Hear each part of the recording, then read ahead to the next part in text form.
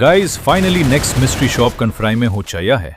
और इसके साथ जैज पेंट भी रिटर्न आ रहा है और आपके प्यार बंडल फर्स्ट जोकर रिटर्न आ रहा है। तो सबसे पहले मिस्ट्री शॉप में ये मेल का बंडल है और ये फीमेल के बंडल और इसके साथ आपको 2 और बंडल